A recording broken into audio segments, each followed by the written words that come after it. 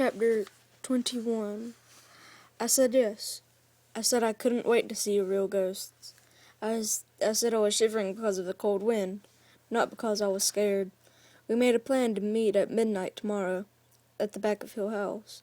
Then Seth hurried away, and Stephanie and I walked home. The street was dark and empty. Most of the house lights were out. Far in the distance, a dog howled. Stephanie and I walked quickly, leaning into the wind. We usually didn't stay out this late. Tomorrow night, we'd be even later. I don't trust that guy, I told Stephanie as we reached her front yard. He's too weird.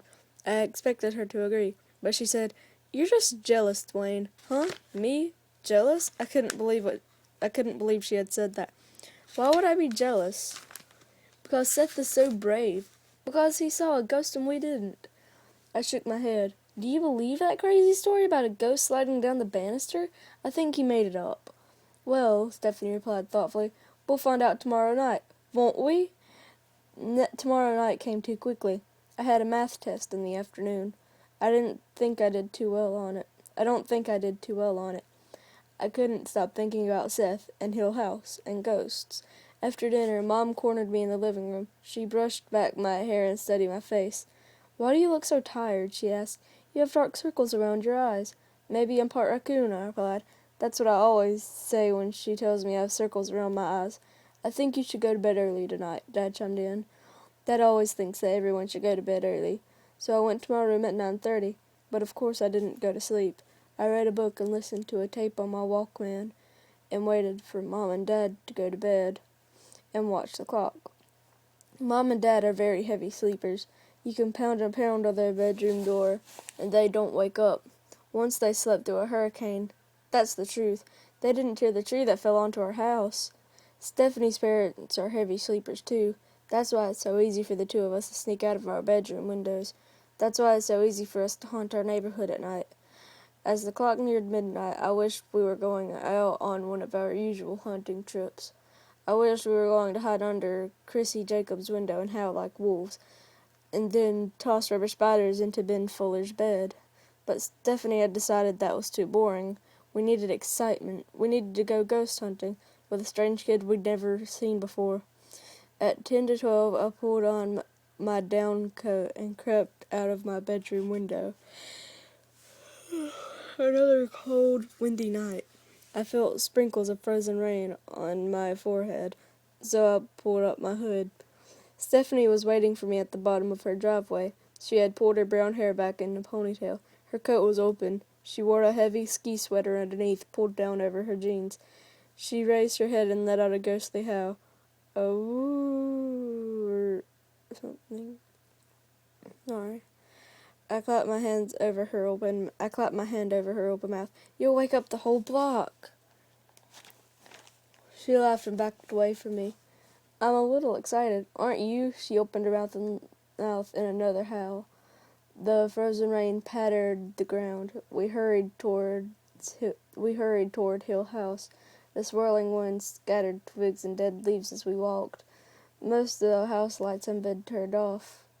A car rolled by slowly as we turned onto Hill Street. Stephanie and I ducked behind a hedge. The driver might wonder why two kids were wandering around Wheeler Falls at midnight. I wondered, too. We waited for the car to disappear. Then we continued our journey. Our sneakers crunched over the hard ground as we climbed the hill that led us to the old haunted house. Hill House rose above us, like a silent monster waiting to swallow us up. The last tour had ended. The lights were all off. Otto and Edna and the other tour guides were probably all home by now. Come on, Dwayne, hurry, Stephanie urged. She started to run around the side of the house. Seth is probably waiting. Wait up, I cried. We followed a narrow dirt path around to the back. Squinting into the darkness, I searched for Seth. No sign of him.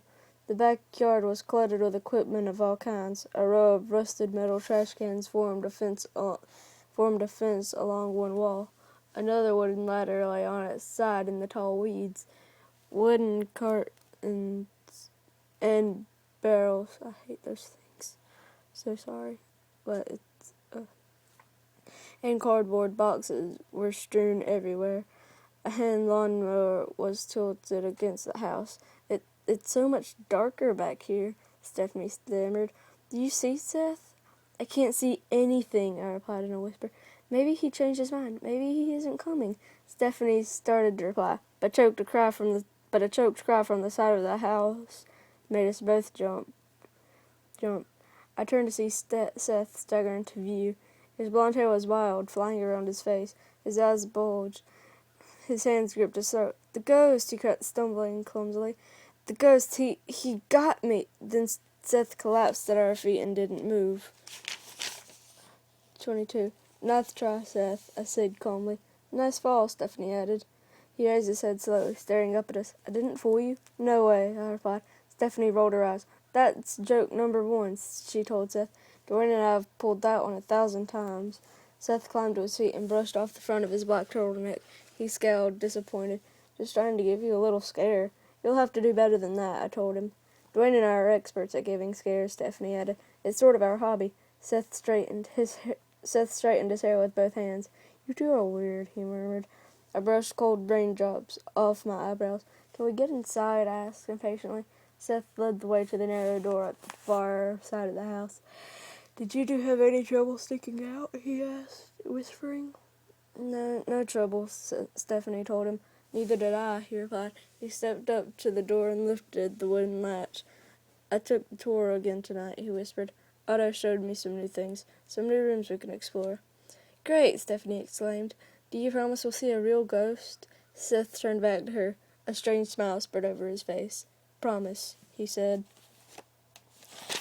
Chapter 23. Seth gave the door a tug, and it creaked open. We slipped inside, into total blackness, too dark to see where we were. I took a few steps into the room, and bumped into Seth. Shh, he warned. Manny, the night watchman, is posted in the front room. He's probably asleep already, but we'd better stay in back. Where are we? I whispered. In one of the back rooms, Seth whispered. Wait a few seconds. Our eyes will adjust. Can't we turn on a light? I asked. Ghosts won't come out in the light, Seth replied. We had closed the door behind us, but a cold wind still blew up my back. I shivered. A soft rattling sound made my breath catch in my throat.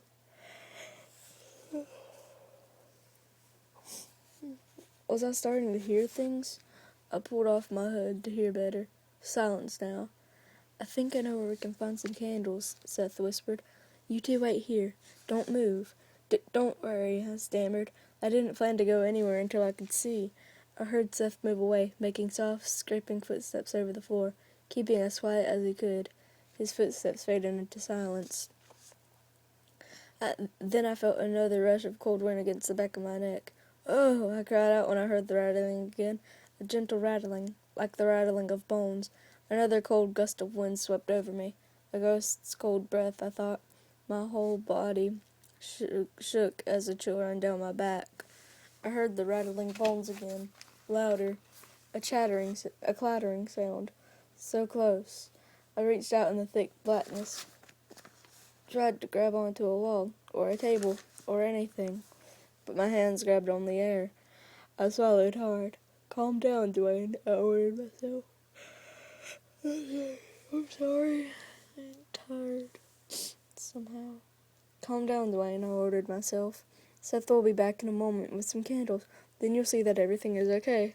But another jangling clatter of bones made me gasp. Steph, did you hear that? I whispered. No reply.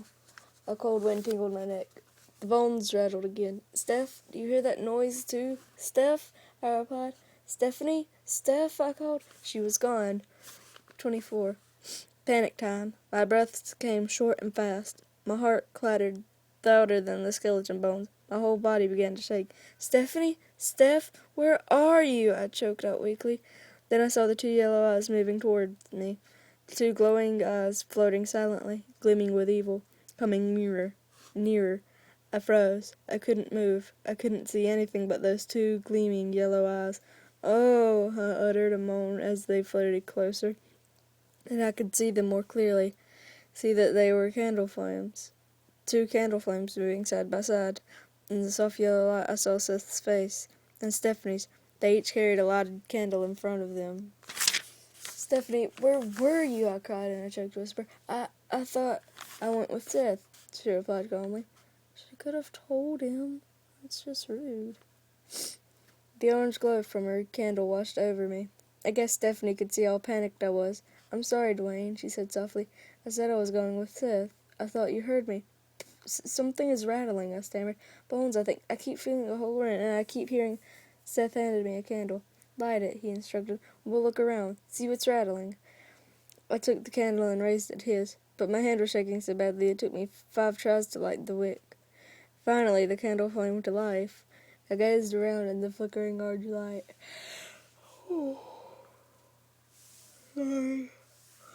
Hey, we're in the kitchen, Stephanie whispered. A gust of cold wind blew past me. Did you feel that? I cried. Seth pointed his candle flame toward the kitchen window. Look, Dwayne, that window pane is missing. That window pane. It's missing. Missing. The cold air is blowing in through the hole. Oh, right, another blast of air, and then the rattling. Did you hear it? I demanded. Stephanie giggled. She pointed to the kitchen wall. On the dim light, I saw big pots and pans hanging on the wall. The wind is making them rattle, Stephanie explained. Ha ha, I uttered a feeble laugh. I knew that. I was just trying to scare you, I lied. You know, give you a thrill. I felt like a total jerk. But why should I admit that a bunch of pots on the wall nearly had me scared out of my skin? Okay, no more jokes, Stephanie insisted, turning to Seth.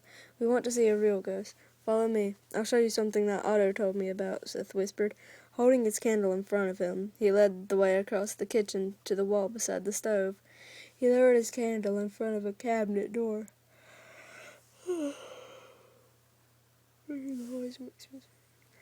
Then he pulled open the cabinet door and moved the candle closer so he could see inside. Why are you showing us a kitchen cabinet? I demanded. What's scary about that? It's not a cabinet, Seth replied. It's a dumbwaiter. Watch. He reached inside and pulled a rope beside the cabinet shelf.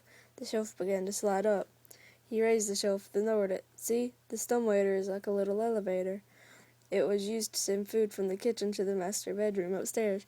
You mean for midnight snacks? I joked. Seth nodded. The cook would put the food on the shelf. Then he would pull the rope, and the shelf would carry it upstairs. Thrills and chills, I said sarcastically. Yeah, why are you showing it to us? Stephanie demanded.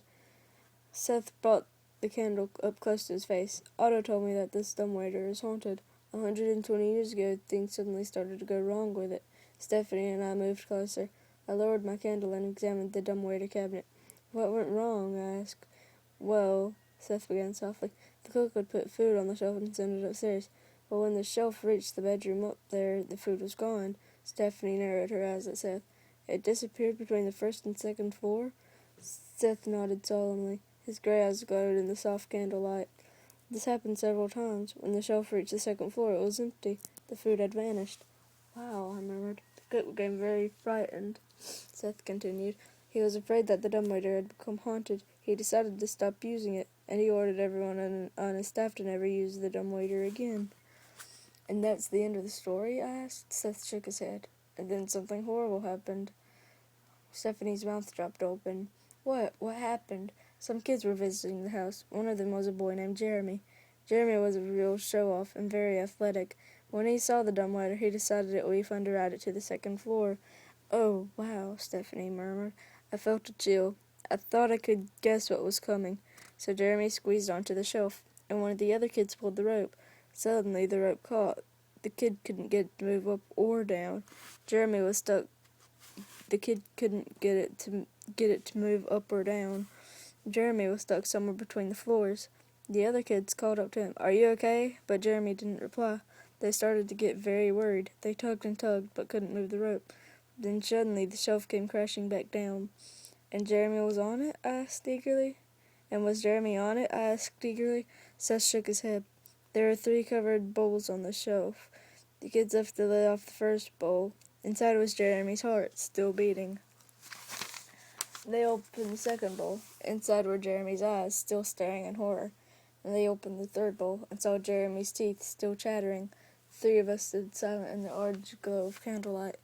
We stared at the dumbwaiter shelf. I shivered. The pots rattled against the wall, but I was no longer frightened by them. I raised my eyes to Seth. Do you think that story is true? Stephanie laughed. Nervous laughter. It can't be true, she said. Seth's face remained solemn. Do you believe any of Otto's stories? He asked me quietly. Well, yes, no, some. I couldn't decide. Otto swears the story is true, Seth insisted. But of course, he may just be doing his job. His job is to make this house as scary as possible. Otto is a great storyteller, Stephanie murmured. But enough stories. I want to see a real ghost. Follow me, Seth replied. His candle flame dipped low as he spun around. He led us back through the kitchen, into a long, narrow room at the back. This is the old butler's pantry, he announced. All of the food for the house was stored in here. Stephanie and I stepped past him, raising our candles to see the room better. When I turned around, Seth was closing the pantry door behind us. Then I saw him turn the lock. Hey, what are you doing? I cried. Why are you locking us in here? Stephanie demanded. And that's all for now.